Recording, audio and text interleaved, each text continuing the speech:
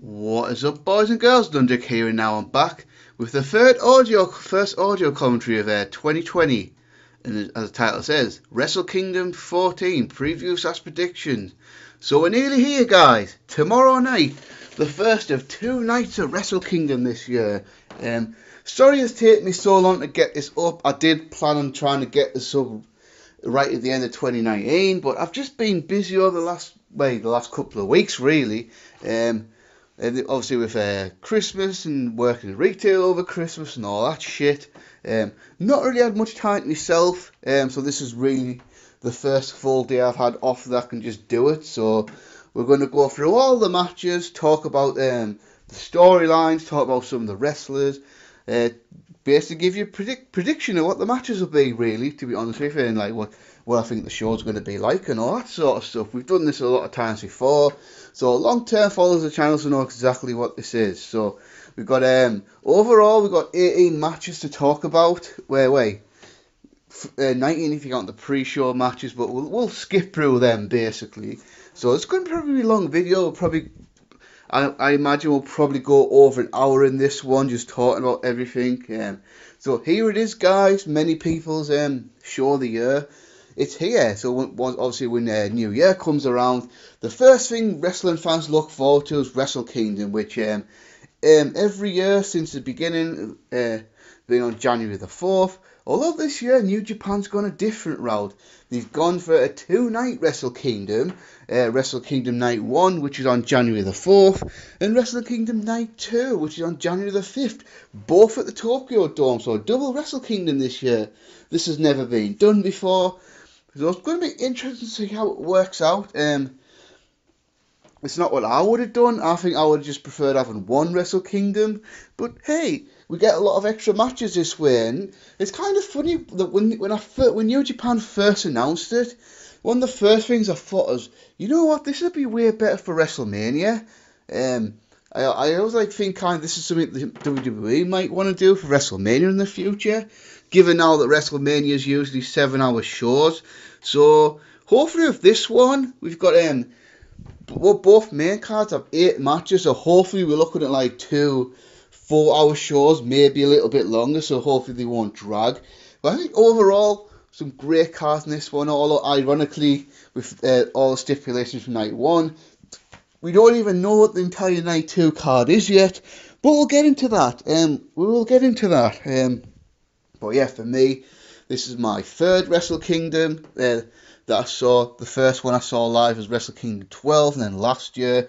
But unfortunately, due to work commitments, I will have to miss Wrestle Kingdom Night 1 live. I will not be able to watch that one live. I'll have to watch it later on.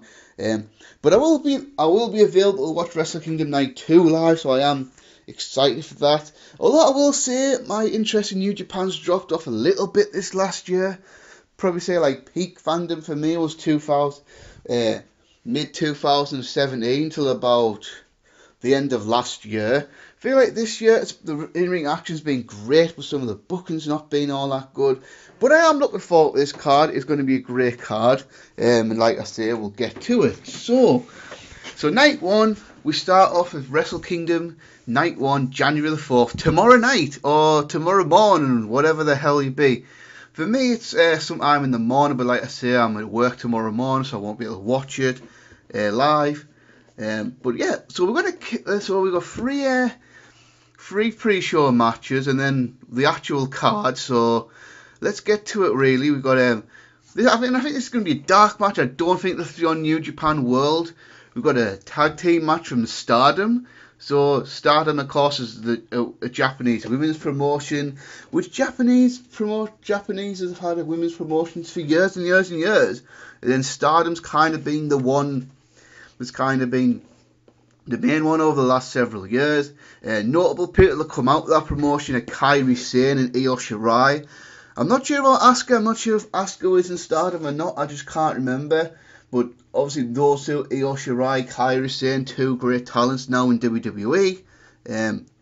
Recently, the same company that owns New Japan, Bushi Road, have purchased Stardom, and I guess this is kind of them using the Stardom people on here to see how it'll go, and then see what could possibly be done with Stardom in New Japan Pro Wrestling in the future. So the tag match is going to be, well, I might even botch some of these names, Arishi Hoshiki and Mawa Iwatani versus Giulia and Hana Kimura. So the only one I really know of these four is Iwatani, and I don't really care, I guess.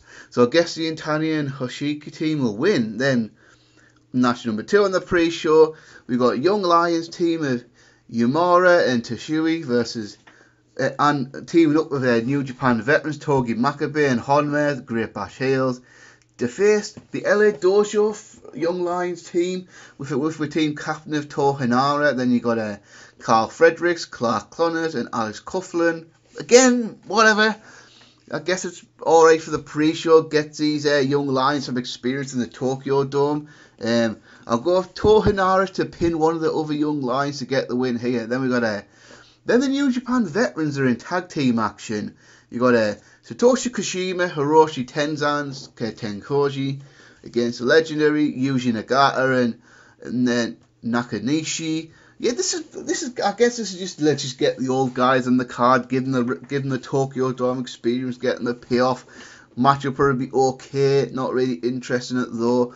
I'll probably go with Tenkoji to go over, whatever. So with that out the way, let's get to the actual Wrestle Kingdom card. So night 1, of course, that's 8 matches, 5 title matches, excuse me. And let's get into it. So match number 1, and this is one of the big selling points of Wrestle Kingdom. The first 2 Jushin Thunder Liger retirement matches. So that is right. One of the main selling points of Wrestle Kingdom this year is the glorious in-ring career of Jushin Thunder Liger is coming to an end. One of, if not the greatest junior heavyweight of all time, after being Jushin Thunder Liger for over 30 years, finally hanging up his boots here. And what a perfect way to do it at Wrestle Kingdom in the Tokyo Dome, where Liger's had many of his most celebrated moments. And there's obviously Liger, the final match will be on January the 5th, which we'll get to. But we've got a really interesting match here. Now, this is really a celebration of New Japan's past, I feel. I mean, this is the era of New Japan Pro Wrestling I'm not really familiar with, so I feel like this match right here is going to be targeted more at that older fan base that were watching New Japan wrestling for years and years and years, so i.e. not many of us. So obviously team captain Jushin Thunder Liger, it's his retirement. Then he is teaming with Tiger Mask, obviously. Then 2 legends in the Great Suzuki and Tatsumi Fujinami. Team 2, so we've got Ryusuke Taguchi in there, and I guess he's in there just so we can have a younger guy so the match won't be terrible. Then he's got Tatsuhiko Takawawi, Shinjiro Otani, and Nakoi Sano. So, as far as these guys goes, I'm not really familiar. Nakoi Sano is apparently, a lot of people consider him Jushin Thunder Liger's greatest ever rival. I've never seen this guy wrestle before. So apparently him and Liger had a couple of 2 or 3 really amazing matches back in 89, 90, 91. But I still haven't seen him, and the stupid thing is I could actually watch him as well because I've got New Japan World. But I've just been too lazy, so no, I don't really know anything about him, and I'm thinking because he's in the Night 2 show, can he really wrestle in 2020? Obviously, Takawa, whatever the hell you call him, I don't know, I have no idea who the hell he is. Otani I'm somewhat familiar with because he wrestled on WCW a few times in the 1990s, most notably wrestling Eddie Guerrero's Starrcade 1995, and I believe he even did some things for Ring of Honor in the early days. Now, obviously the other team, this is kind of cool, so the Great Suzuki, familiar with him, this is how old I am. I remember the Great Suzuki wrestling back in the WWF in 1997 at the Canadian Stampede pay-per-view against Taka Michinoku. Also that year, he was part of the Michinoku Pro Wrestling 6-man tag match at ECW Barely Legal. In the Japanese world though, he's probably most famous for his Super J Cup run in 1994, getting all the way at the final before losing to some guy called the Wild Pegasus. I wonder whatever happened to that Pegasus guy. But yeah, obviously I don't know what he's been doing the last few years, or if he can still wrestle. And Tatsumi Fujinami is actually WWE Hall of Famer. So most people would agree that Fujinami is one of the greatest of all time. Haven't seen a lot of his work in New Japan, actually not really much at all. Probably, I think I watched him when he wrestled Hulk Hogan in 1985 before. He's had some exposure in the United States, most notably wrestling Ric Flair in the main event of Super Brawl 1 back in 1991. Him and Iska also wrestled the Steiner brothers back in 1992. So this probably won't be a good match or anything, but it should be fun for the all-time New Japan fans. It'll probably be entertaining spectacle to see all these legends back in the ring. Because I'm guessing Liger must have handpicked most of these guys himself, because he's got history of all of them and all that sort of stuff. And obviously, apparently in the corner, El Samurai will be in Liger's team corner, and Kobayashi will be in the corner of Taguchi's team. The match should be entertaining anyway, if not a great wrestling match or anything like that. But it's to celebrate a legend. Justin Thunder Liger packing it in for good. And with that, I'm gonna pick him to get a victory over either Otani or Takawa or whatever you call him. Give him one last victory in the Tokyo Dome before night 2, which we'll get to in a sec. Now, one thing that annoys me about this, because I kind of hoping Wrestle Kingdom will be immune to this, we get 2 more multi-man matches, which I guess it makes sense, but because he's setting up matches on night 2, but still, I don't really like these being on Wrestle Kingdom. I think Wrestle Kingdom should avoid this, but we've got an LIJ team of Evil, Sanada, Shingo Takagi and Bushi, facing a Suzuki Gun team of Zack Sabre Jr., Minoru Suzuki, Taishi and El Desperado. So the goal is obviously to set up Sanada and Sabre on night 2 for the Rev Pro British title. But for me, 3 guys stand out here like the sore thumb of getting kind of wasted at Wrestle Kingdom. That's Evil, Suzuki and Shingo. I mean, that's just kind of disappointing given the years we've had, especially Shingo, what he did in the Junior division, stepping up in the G1 Climax and that sort of thing. So, and Minoru Suzuki as well, kind of disappointing. For the second consecutive Wrestle Kingdom, he's kind of not really doing much at all. I mean, for me, I would prefer them doing Shingo versus Suzuki one-on-one or something like that, but hey, whatever, I'm not booking this stuff. I mean, but this match will be fine, I guess. I mean, not really much to say about it. You've seen a lot of these multi-man matches in New Japan. They're fine, but they're really only there to set up another big match. So for that, I'll have Sanada to go over, and for Sanada to maybe pin El Desperado, because he seems the most disposable one. Give Sanada some momentum going into night 2.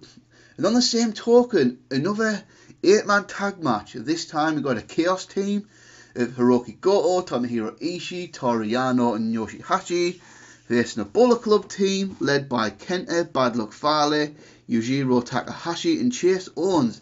Again, there'll probably be nothing wrong with this match. The match will probably be perfectly fine how it is, but again, I don't know. And another one, I mean, Tomohiro Ishii, it's kind of disappointing he's not really doing much at this Wrestle Kingdom this year. I mean, big Tomohiro Ishii fan, as you know, so just kind of disappointed. But of course, the goal for this one is to set up Kenta versus Goto for night 2.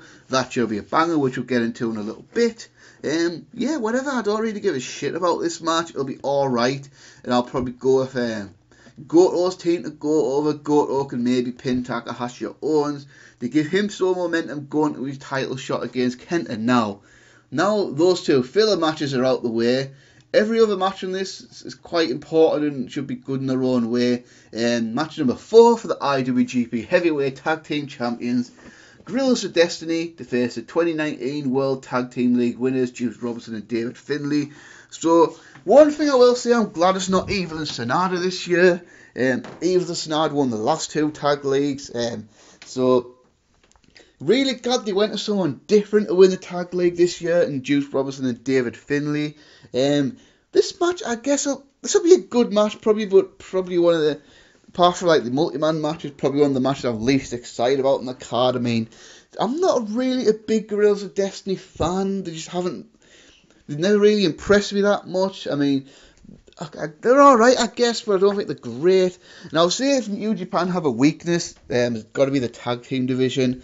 I mean, the tag team division has not really been very good. I mean, you saw, well, if anyone's watching the World Tag League, I didn't, but I know what happened and all that. Most of the teams were just guys thrown together, so for me, an idea I have is for New Japan to go never open weight with the tag team belt.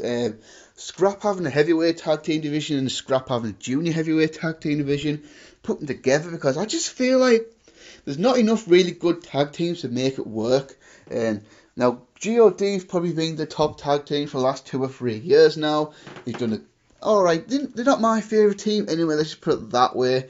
And apparently this is the 5th title defense. And Finlay and Juice Robinson. Now, this won't be the last we see of Juice Robinson, because he'll be facing the winner of the US title match on night 2, which we'll talk about in a second. I think David Finlay's finally starting to get somewhere in New Japan. I mean, he was a young lion for a while. He was just kind of in the company, not really doing a lot. But he'd always had an alliance with Juice Robinson, and they teamed up from time to time, and they really had good chemistry. Then he got an injury, then he came back, then he had a little mini feud of Lance Archer for the United States title. So this is really the highest profile thing David Finlay's been doing in New Japan since he got there. As you probably clicked on, David Finlay, yes, he's Fit Finlay's son, the legendary Irish wrestler Fit Finlay. I think he's a guy he'll probably end up in WWE eventually, to be honest. I mean, he's still quite young. I think he's still in his mid-20s, so I think he's got plenty of time. I think the world of Juice Robinson, I think he's great. I mean, he's had his last couple of Wrestle Kingdoms. He wrestled on Wrestle Kingdom 11 against Cody. He wrestled Cody twice at Wrestle Kingdom, didn't he? Because he wrestled him last year and won the US title. So, I think... So Juice Robinson's been all about the US title for the last couple of years. I feel like with New Japan needing some new stars, I'm really hoping a guy like Juice Robinson can maybe in contention for an Intercontinental title this year. I feel obviously all of his G1 Climax performances have been really good. He's been around for a while now, about 3 years maybe. I think he debuted. He must have debuted in 2015 or 2016. So I feel he's definitely ready to get that next level now. I think this match should be good. Probably won't be great because, to be honest, not really a lot of Gorillas of Destiny matches that I thought were awesome or anything. Now, up until what's going to happen on night 2, I would have gone for Juice and Finlay to go over, but I'll explain a little bit. But I just don't see that happening now, so I'm gonna go with Gorillas of Destiny to retain the IWGP Tag Team titles. Now, this is a match that could be low-key awesome. I mean, with all the great matches on these 2 cards, this match could really go under the radar. But I'm quite excited for it, and that is the Texas Death Match for the IWGP United States Heavyweight title. The champion Lance Archer versus challenger Jon Moxley. Yeah, like I say, this match could be fantastic. It really could, but it could wind up, it's obviously over the 2 nights, it could wind up being like the 7th or 8th best match of the entire thing. But I think this match could be great, I really do. And it's going to be different from every other match on the card, which always gets the thumbs up from me. I like when we see different kind of matches. So an interesting story behind this one. Obviously when Dean Ambrose, Jon Moxley left the WWE, that left him 2 options, AEW and New Japan Pro Wrestling. So Jon Moxley picks both. He debuted in New Japan last June as the guy that was behind all the shit with Juice Robinson. And in his first match of the company, as a matter of fact, his very first match outside of WWE since 2011, beats Juice Robinson in an absolute banger to become the IWGP United States Champion. And then he entered the G1 Climax. And then something interesting happened. So Jon Moxley, because he beat Juice in that match, then Juice Robinson beat him in the G1 Climax. So King of Pro Wrestling, it was supposed to be Moxley versus Juice. And I'm going to assume that Juice was probably going to get the US title back here, but something happened. A typhoon happened. No, an actual typhoon, not Fred Ottman.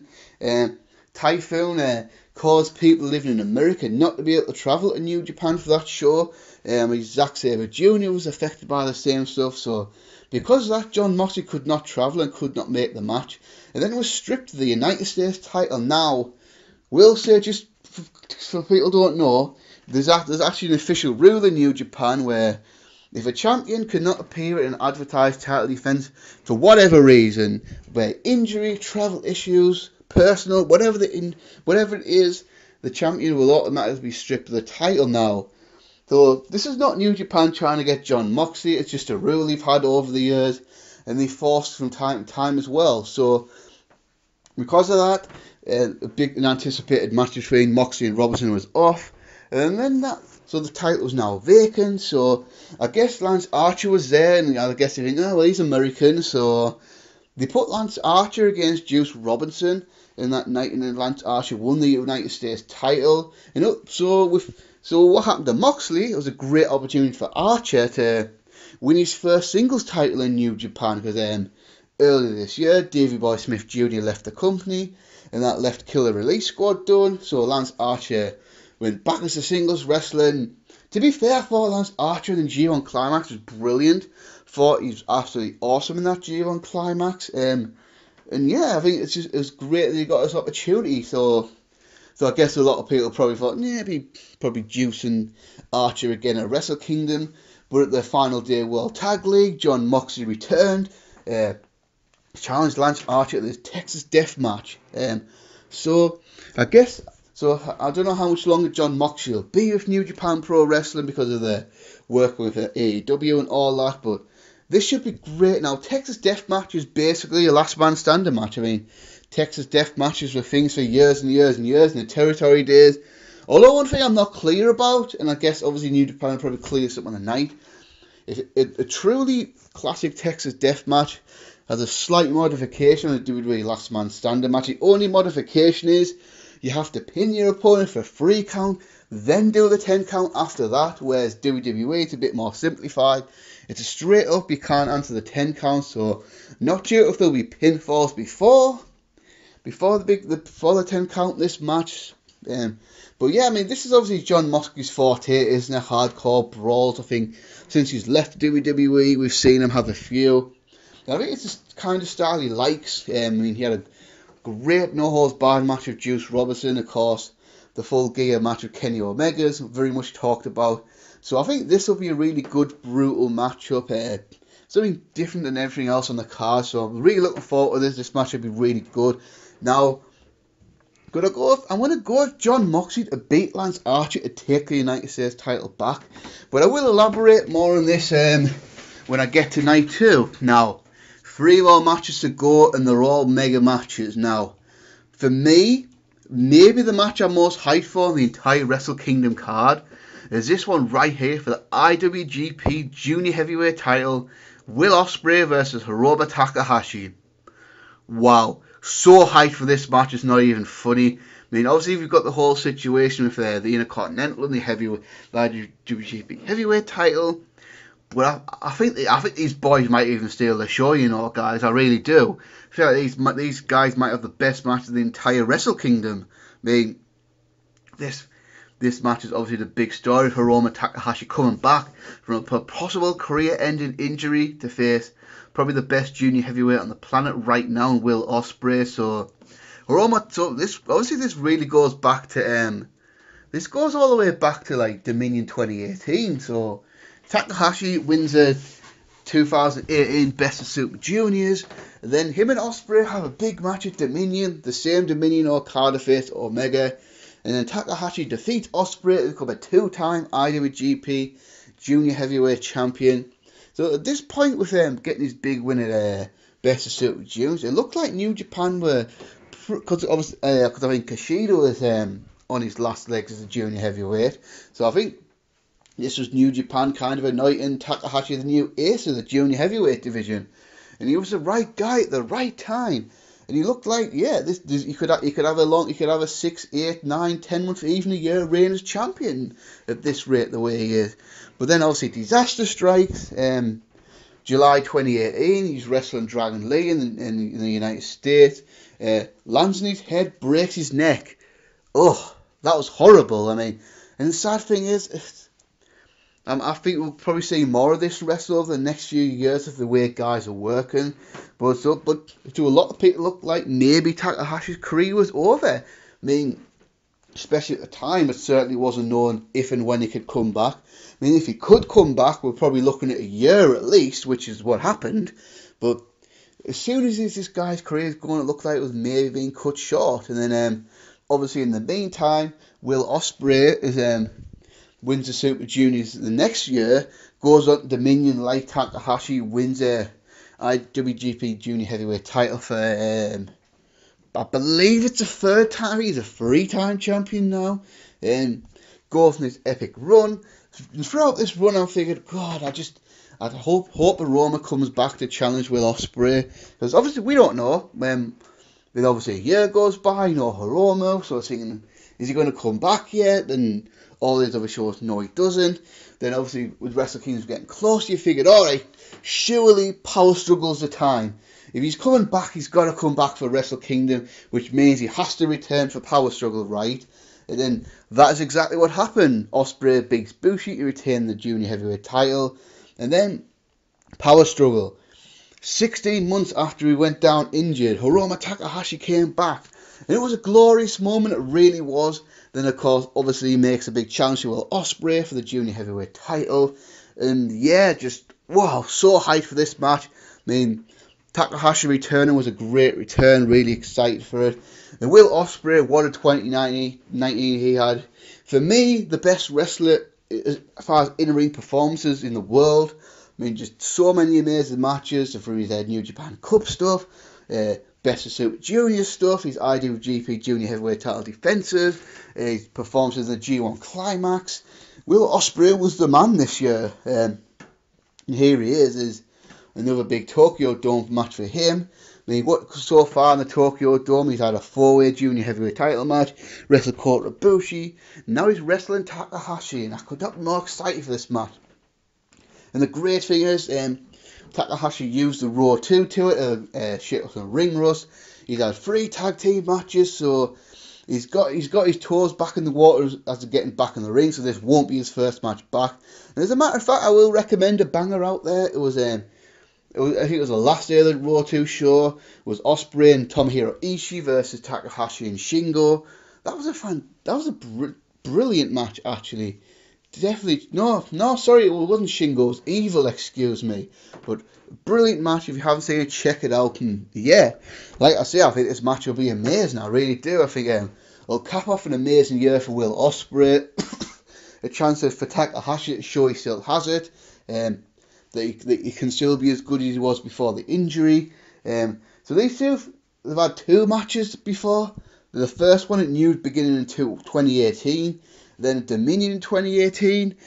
Both those matches were awesome. The Dominion one in particular I thought was fantastic.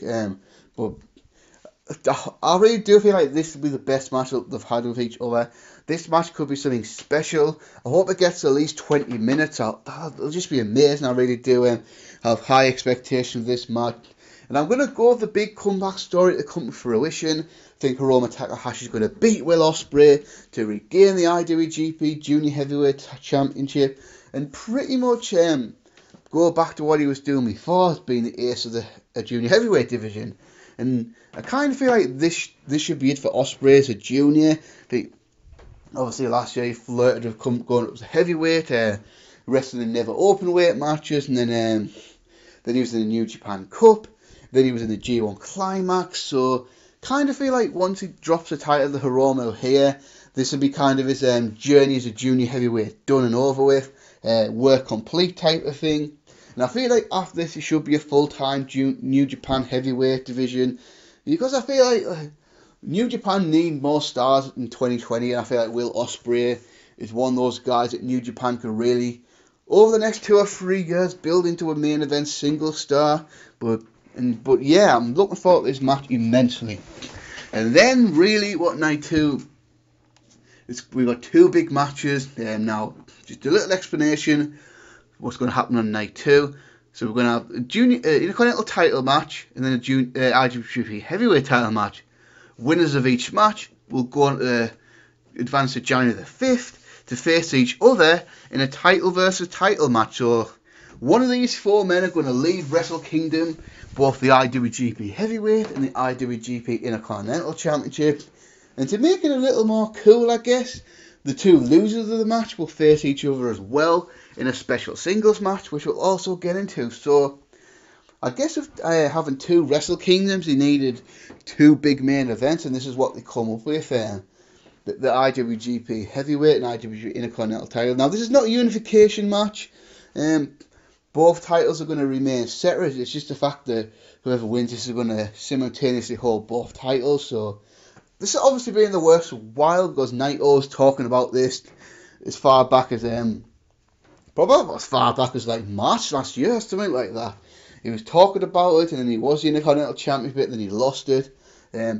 So obviously it's been in the works for a while, and we're going to get to the first match of the two for the Intercontinental title. Switchblade Jay White defends against Tetsuya Naito. So I think this match will be. I'm not mega excited about this match. I think the match will be pretty good. It probably won't be awesome or anything like that. So Naito won the Intercontinental title back. When did he win? No, he won about to Chris Jericho last Wrestle Kingdom, didn't he? Held it all the way to Dominion. Wait, no, I tell a lie. He lost it at Madison Square Garden to Kota Ibushi, then won it back at Dominion, then held on the title until Destruction 2, where Jay White won his first Intercontinental title. And what an interesting year for Jay White. Starts Wrestle Kingdom last year, beating Okada clean as a whistle at Wrestle Kingdom 13. Then 1 month later, beat Hiroshi Tanahashi to become the IWGP Heavyweight Champion. And then when you think he's on the rise, he drops the title back to Okada in Madison Square Garden without even making a successful title defense. Now, to give New Japan some credit, they haven't buried the guy since then. They've kept him in the mix. They've kept him pretty strong despite that result. Even going all the way to the final of the G1 Climax, where he lost out to Kota Ibushi by a hair. That was an awesome match, by the way. And then after that, takes the Intercontinental title from Naito. And then we get this situation now. So both of these guys have a chance at main event in Wrestle Kingdom Night 2. One of them's obviously going to, but one of them will win the Intercontinental title. So I think this match will be good. Probably be great. After I've talked about the main event, I'll tell you what I would have done. But for a prediction, I'm going to go since it was his idea and storyline wise, and in the storyline he's been the one campaigning for it. I'm going to go with Naito to defeat Jay White to take the Intercontinental title here to advance into the Wrestle Kingdom Night 2 main event. And then main event of Night 1, this match should be amazing for the IWGP Heavyweight Championship, Kazuchika Okada against the G1 Climax 29 winner Kota Ibushi. So this is probably the freshest match New Japan could do, because Okada's kind of been through everyone. But he hasn't had a long run with Kota Ibushi yet. And then obviously last year, I think big journey for Kota Ibushi this year. Obviously for all this time he was in New Japan, he was a freelance wrestler, so he wasn't officially signed to the company. So my interpretation is that if Kota Ibushi wanted to, he could have showed up on Raw anytime he wanted to and signed a long-term contract with WWE.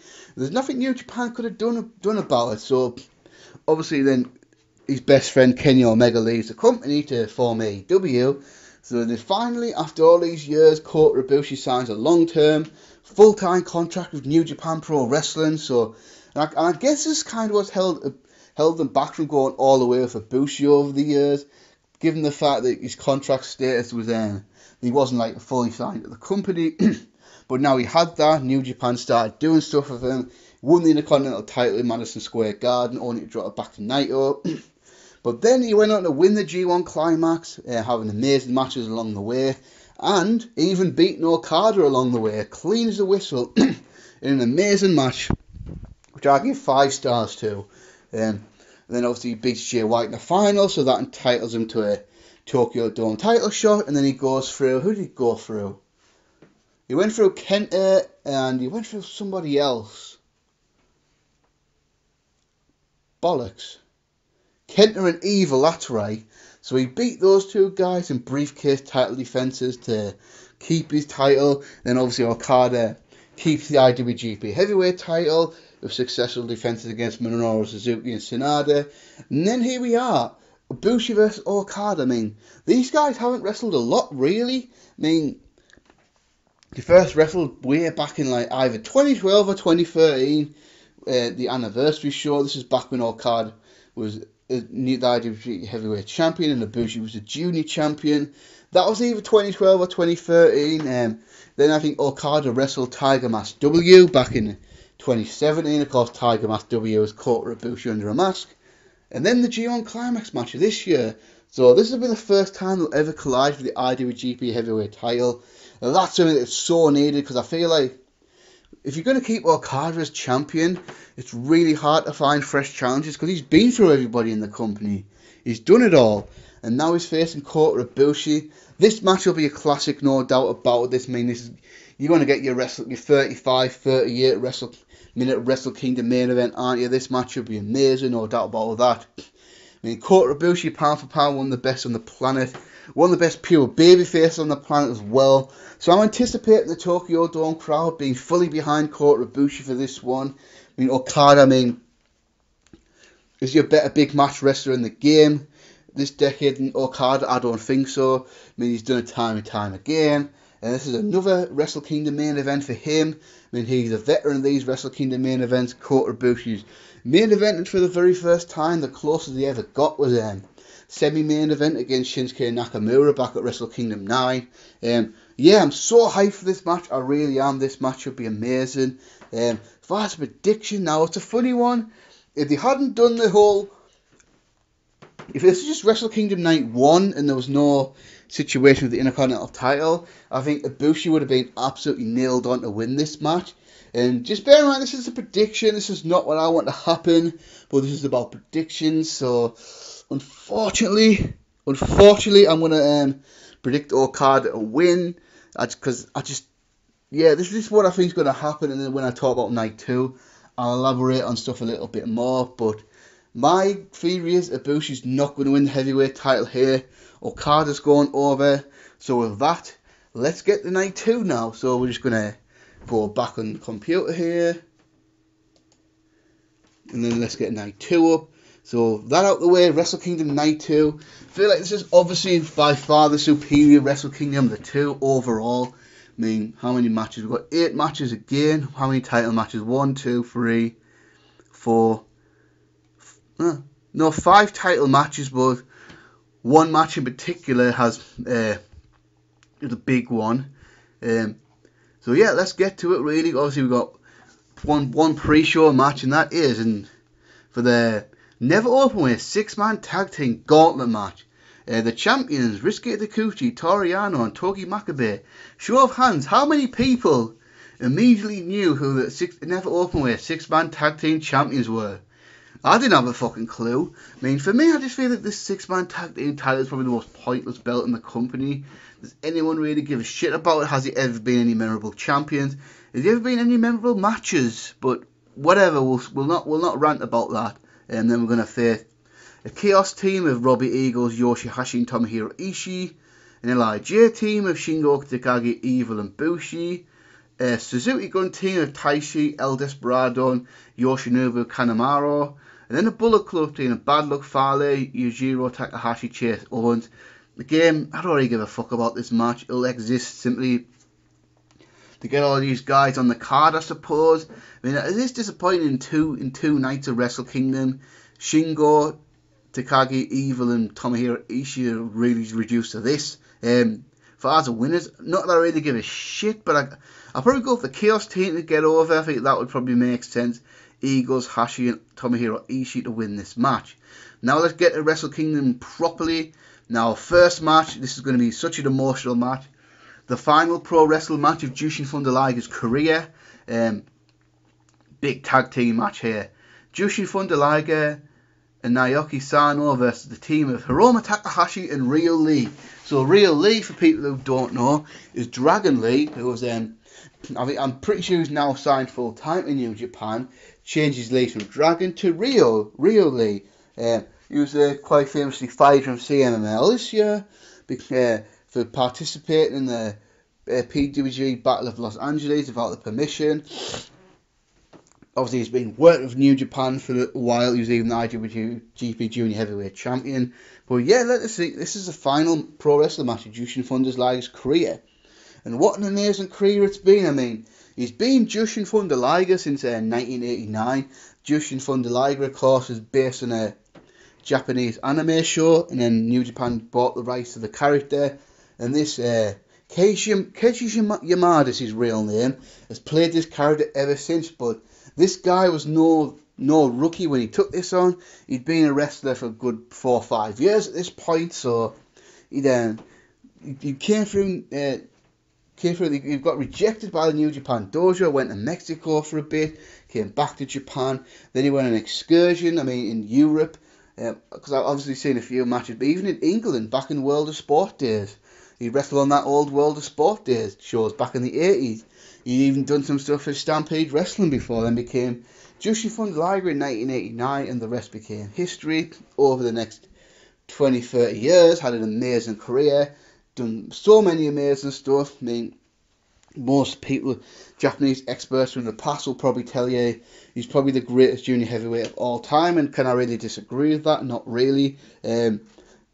Obviously, I haven't seen a lot of Jushin Thunder Liger's work back in New Japan, but I've seen some of his state stuff. Because WCW and New Japan had a partnership in the early 90s, so Liger would appear from time to time at WCW. I think most famously, him and Pillman had an absolute classic at Super Brawl 2 back in 1992, and then over the years, he would appear every now and then. I think famously, wrestled Pillman again on the very first Nitro, then he wrestled Chris Benoit at Starrcade 1995, then he had a memorable match with Rey Mysterio Jr. at Starrcade 1996, and it sucks really what happened with Rey Mysterio in 2018, because this match was supposed to happen as Strong Style Evolved in 2018, and was it wherever the hell it was in California somewhere, but I can't remember which one.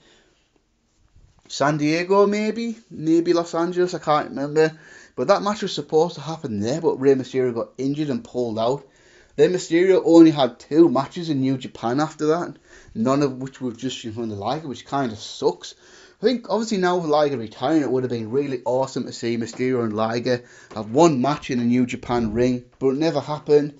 And then even in the 2000s, he had at least one match in TNA, the one I remember the most, wrestled Samoa Joe back at Bound for Glory 2005. Then he even turned up at Ring of Honor in 2004, wrestled a young wrestler by the name of the American Dragon, Bryan Danielson.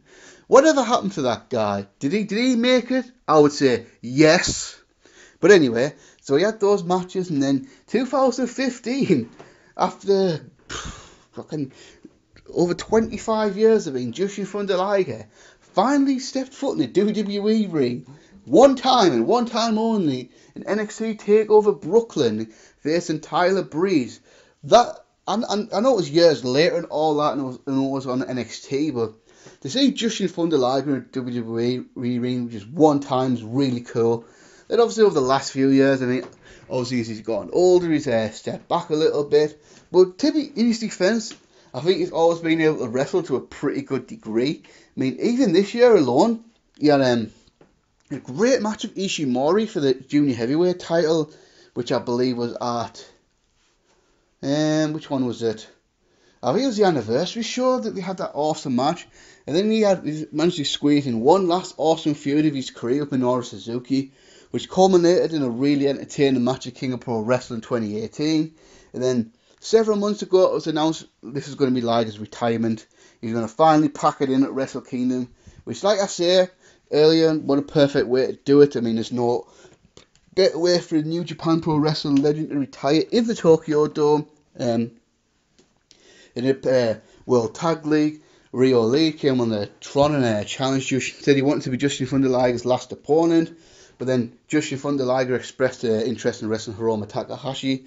So then they came up with this compromise, Team Lee and Takahashi together to face Liger and Sano. Like I said before, I've never ever watched a Sano match in my life, but I'm assuming he was an awesome wrestler in the past. A lot of people, like I say, a lot of experts would tell you he's probably Liger's greatest, if not the greatest, one of Liger's greatest rivals.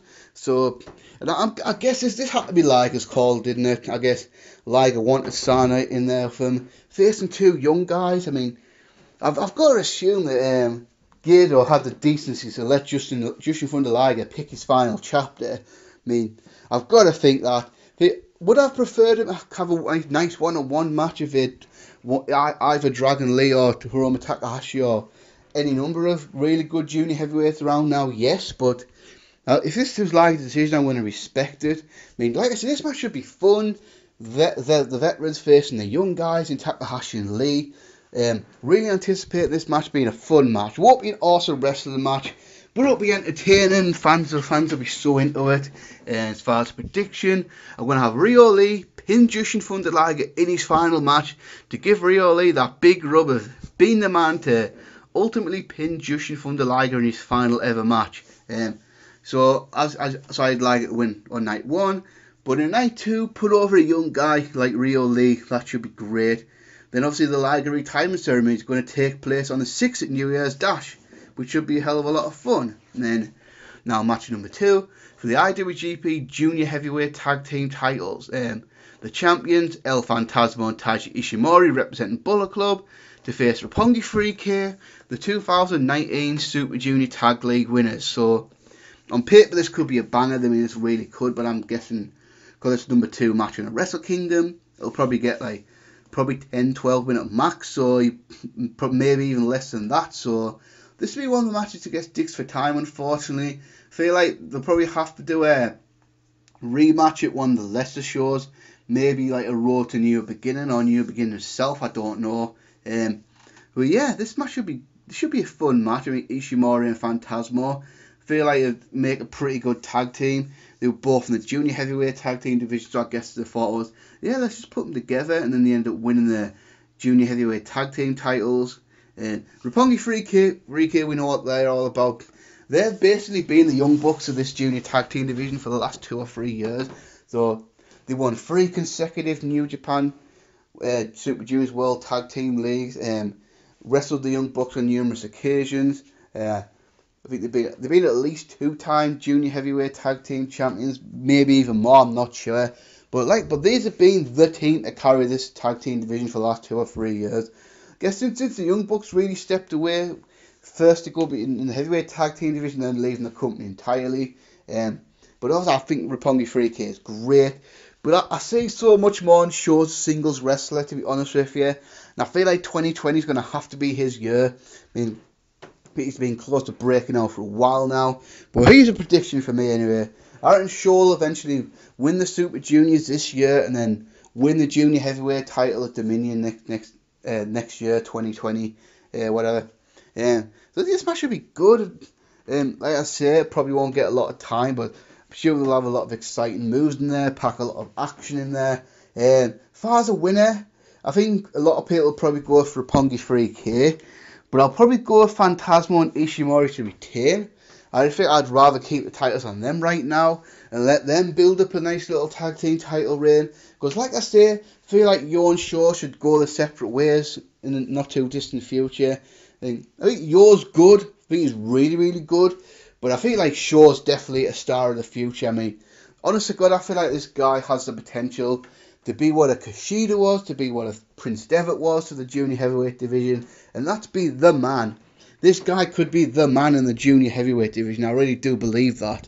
So I feel like losing here, going off into singles, could be step one of that happening. So then match number 3 for the Rev Pro British Heavyweight Championship, Zack Sabre Jr. takes on Sonata.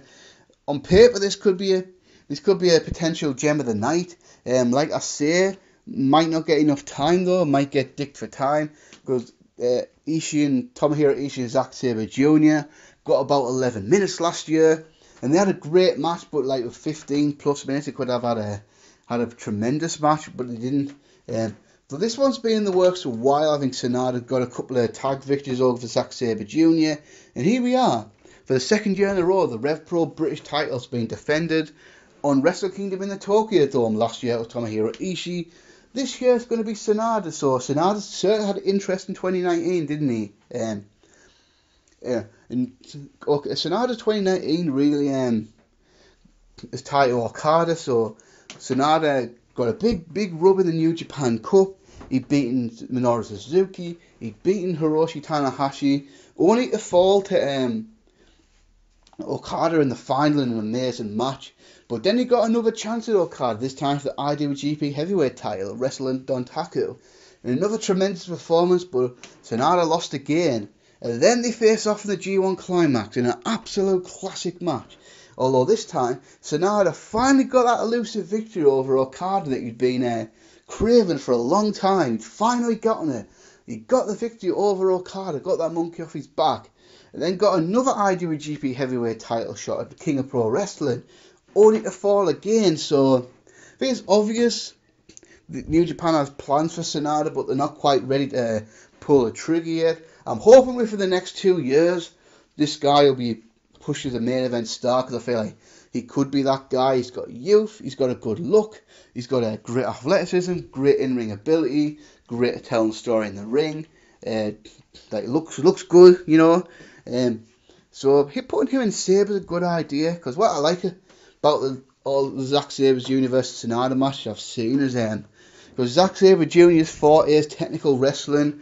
In his mind, in a lot of people's mind, there's not a better technical wrestler on the planet right now than Zack Sabre Jr. And I would have to agree with that statement. I mean, he's got all the classic British wrestling technical style in him. But Sonata's one of those guys that can go toe-to-toe for him in a technical stance. So, obviously, the story of all Zack Sabre Jr.'s matches is he's a superior technical wrestler to his opponent, and he uses his technique to try and win the match. But in this case, Sonata's not too far behind him, so Sonata can go hold for hold of him very well, and makes a good match, and that's probably what will make this match great. This should be they'll probably do a lot of mat bit work in this match. This should be a really exciting match. And as far as a winner, I'll go with Zack Sabre Jr. to retain, because I just don't see the point in putting the Rev Pro British title on Sonata right now. You might as well just leave it on Zack Sabre Jr., to be honest with you. And then next match is going to be the US Heavyweight Championship match. Juice Robinson will challenge the winner of Jon Moxley vs Lance Archer, which, if you've been paying attention, you'll know I predicted Jon Moxley. Therefore, this match in question will be Jon Moxley versus Juice Robinson.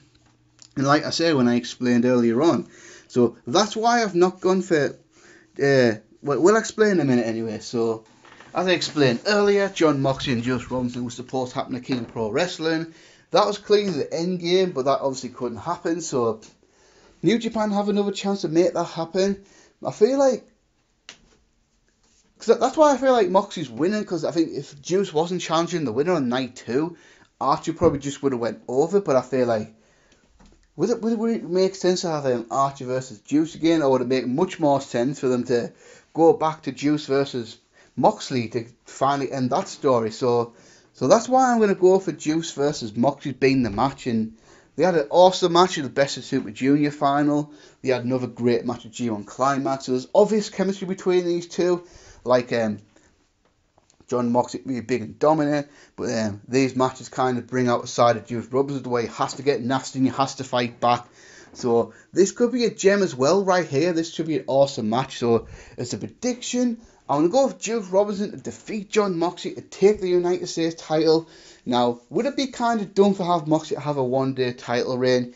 Yeah, I suppose so, but I'm not really bothered about that, to be honest with you. Because I feel like, and also because I picked Juice to win this match here, that's why I haven't picked him and Finlay to win the tag team titles. I just don't see Juice leaving the show with 2 titles. I don't see that happening. Because I've got to assume, obviously I don't know this as a fact, but I've got to assume Juice was probably going to beat Moxley at King of Pro Wrestling anyway, and that's where they want to go with this story, for Juice to overcome Moxley. So I think you do that. Does kind of suck for Lance Archer though, but I guess it's what it is. He's got to be sacrificed for the better story here. So if this happens, this will be Juice Robinson's 2nd consecutive US title win at Wrestle Kingdom and his 3rd US title reign overall. Then after that, who knows about Jon Moxley? Will he stay in New Japan Pro Wrestling beyond this? I don't know. We're going to talk a little bit about in a minute about potential partnerships with AEW and New Japan, which I'm sure you've all heard about. We'll talk about in a few minutes. But so this could well be Jon Moxley's last match in New Japan Pro Wrestling. And if it is, it makes sense for him to put over Juice Robinson in this manner. So, next match for the Never Openweight Championship, Kenta defends the title against Hiroki Goto. I mean, this match will probably be tremendous as well. I mean, Never Openweight title had a few excellent ones at Wrestle Kingdom over the years. I mean, the one that springs to mind immediately, Ishii versus Shibata, Wrestle Kingdom 10, Shibata versus Goto at Wrestle Kingdom 11, and Goto versus Suzuki at Wrestle Kingdom 12, title versus hair. And obviously last year as well, Ospreay versus Kota Ibushi. So the Never Openweight titles had a nice record of having tremendous matches at Wrestle Kingdom, and this one should be no different. This one actually has a good story behind it. So yeah, Dominion last year, Kenta made his New Japan Pro Wrestling debut after leaving WWE earlier in the year, having when did he sign? Signed in 2014, so a 5-year run in WWE and NXT as Hideo Itami. That, for various reasons, just didn't work out. Mainly down to injuries more than anything, to be honest. And then obviously after that, WWE not really knowing what to do with him. So I think we all assumed he'd be going back to Noah and he'd be going back to his old Kenta name. Well, it was half right. He did go back to his old Kenta name, and he did go back to Japan, but he didn't go back to Pro Wrestling Noah. He signed with New Japan Pro Wrestling, debuted there, and was introduced by Katsuri Shibata, who was the trainer of the LA Dojo back in the States. So the hype board, Shibata and Kenta were friends, and then he was bringing them in, and now Shibata's also got a lot of history with Goto, and it established that Shibata's been training Goto a lot to try and get him ready for the G1 Climax and all that. And then obviously Kenta had a decent G1 Climax overall, pretty good showing. Then on the final, I'm sure it was, had to be, the final night of World Tag League, Kenta turns heel, joins the Bullet Club, which I thought was a great move for him, gets him in a heel faction. It obviously this pisses Goto off, pisses Shibata off. And to be honest, it kind of looked like maybe for a little while, maybe, the possibility was, because Shibata had got physical at least 2 times with Kenta. Now the thought was, could Shibata get cleared to wrestle Kenta at Wrestle Kingdom? Now that was a pipe dream, but seeing that you were letting Shibata get more physical in the ring, there was definitely a possibility. But obviously it's never happened, which, to be fair, you can't really blame New Japan for that. If Shibata can't get cleared, he can't get cleared, simple as. So that was off the table, so I guess the next best thing was to go with Goto.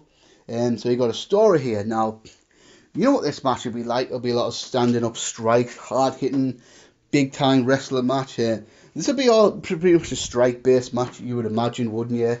With them just kicking the shit out of each other for a long time. Now, for the prediction, I think logically it would make sense for Goto to go over, so Kenta get his comeuppance, but to me it's like, do we really need to see Goto's Never Openweight champion again? Not really for me. I feel like he's kind of been there, done that. He doesn't really need a title at this point. I mean, Goto's run the company is kind of, pun intended, he's a go-to guy, so he's the sort of guy, if you want to put somebody over or stick in a title program as filler, you go to Goto. I mean, if you want someone to have a great match in the G1 Climax, you go to Goto. If you want to try and get a young guy over, Goto's pretty much the guy. So for me, I'm gonna cautiously predict Kenta to go over. Really, because I just feel like Kenta's just getting started in New Japan. I mean, he's starting to really build himself up. The Never Openweight title changed hands so much last year. I mean, I think it changed hands every defence for about 5 or 6 defences in a row. And now Kenta's had 2 title defences, this will be his 3rd one. I just feel like let him have a run with it. Let him run maybe into April with it or something like that. Just let him have a little bit longer run of it. Because I just feel like Goto doesn't need it, but I feel like Kenta really does. So then match number 6 will be the special singles match, where the 2 losers of night 1 face each other, if you've been paying attention. So for me, prediction-wise, that'll be Kota Ibushi versus Jay White. But what is kind of interesting though, there's many different scenarios you could go with here. I mean, you could go with Okada Naito, or you could go for the Okada White Dream match. Then you could go for you could even go with Okada versus Ibushi. No, Okada versus Naito. No, I fucked that up. Right, I fucked that one up. Right up, haven't I? Naito versus Ibushi one last time. Or you could go with the G1 Climax final of Naito versus Jay White for the title. So this is what I would have done. This is personally what I would have done. Just me. You could have a different idea. So what I would have done is have Kota Ibushi win the heavyweight title. Have Jay White retain his title. So the Wrestle Kingdom two main event is Kota Ibushi versus Jay White. So Kota Ibushi gets a title defense under his belt. And then Jay White, who this company obviously has massive plans for, gets a sniff at the Wrestle Kingdom main event as well. And then you could have Okada or Naito on here, which is on my card, but it's my prediction. It's the other way around. But if I was booking it, I would book it the opposite direction. So then you have Okada versus Naito one-on-one, where you could have Naito go over. But anyway, for this one, so you got the two losers in my predictions: Kota Ibushi versus Jay White. I feel like Kota Ibushi had Jay White's best ever match at the G1 Climax. I mean, Jay White hasn't had that many amazing matches, but I feel like his match with Kota Ibushi was obviously his best one by a decent margin, to be fair. So this match should be fantastic if it happens like this way.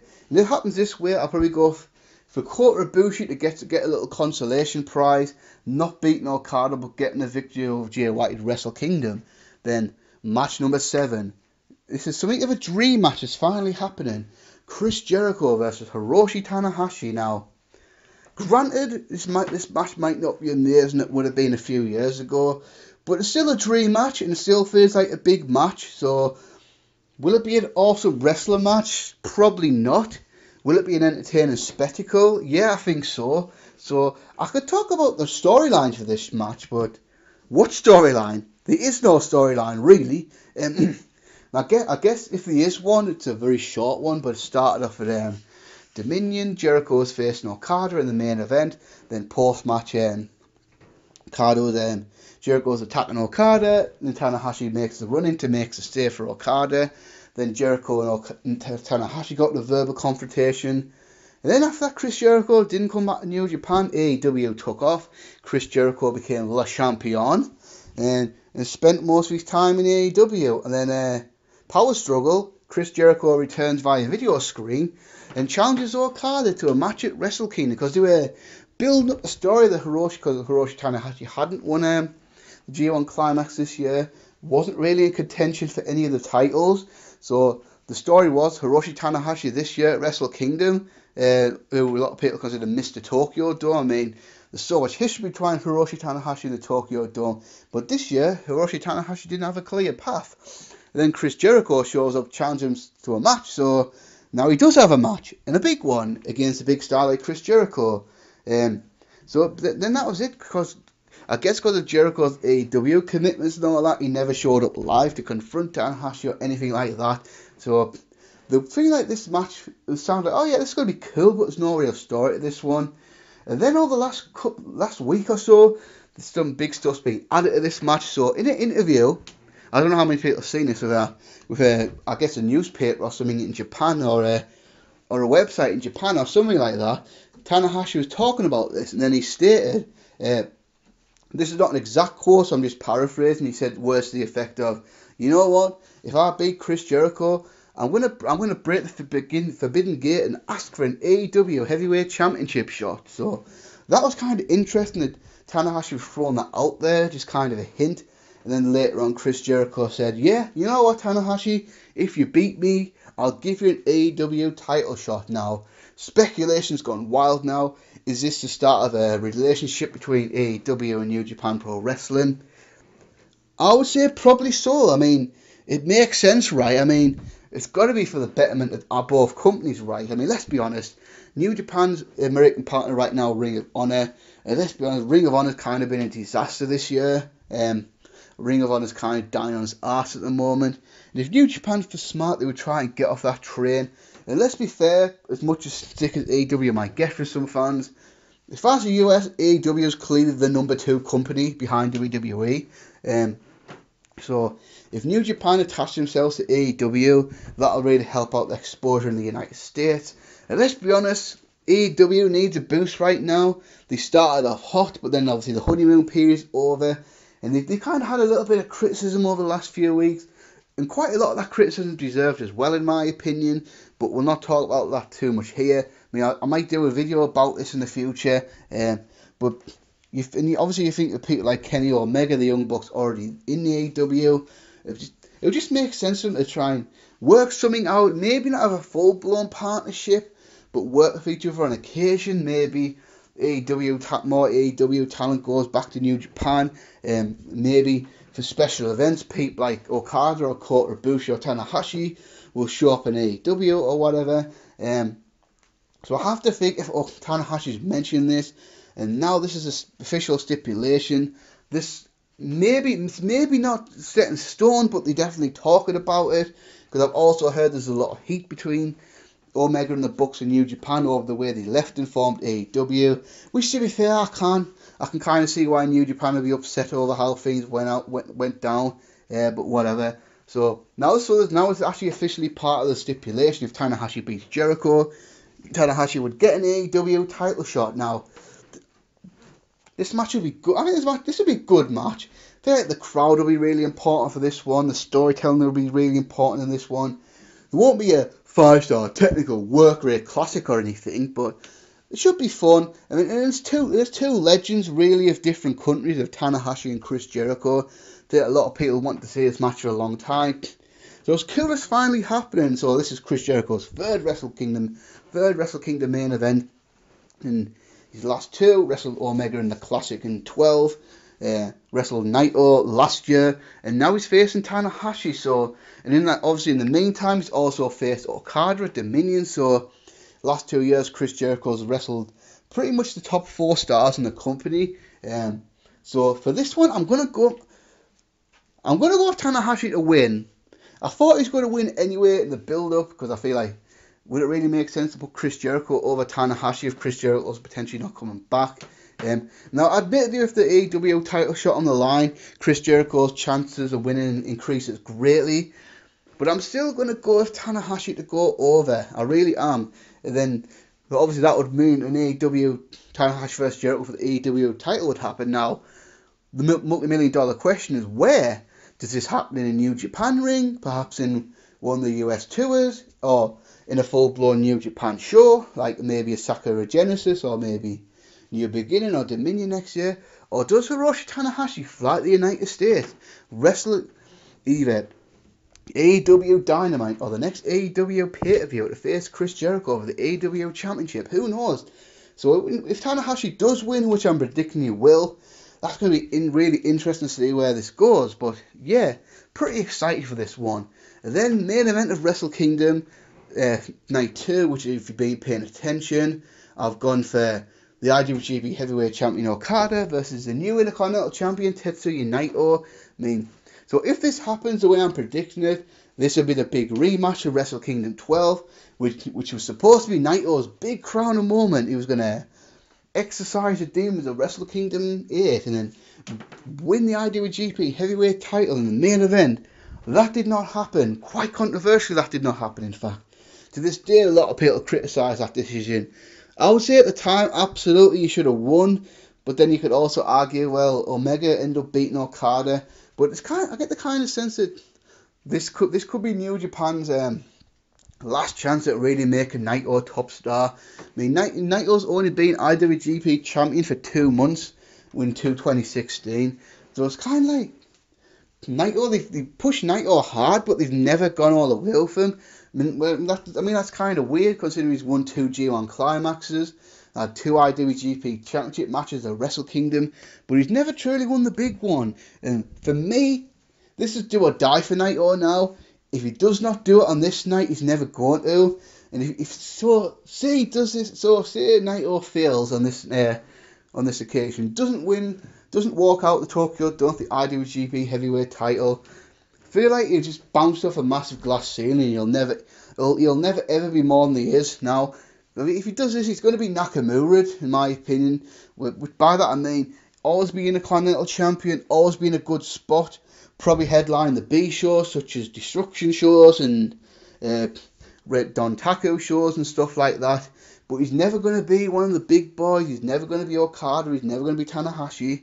So say this match happens, this should be another amazing match, because obviously they had a tremendous match back at Wrestle Kingdom 12, and they haven't touched since. No title matches, no G1 Climax matches, never faced off in the New Japan Cup, nothing like that. So if we do this match, it'll be 2 years in the making, and obviously I think this will be a classic match. So if this match happens the way I predicted it, as a prediction, I'm going to predict Tetsuya Naito to defeat Okada, to finally exercise that Wrestle Kingdom 12 demon, and finally win the the Intercontinental and the Heavyweight Championships, which is something he was saying he wanted to do for months and months and months now.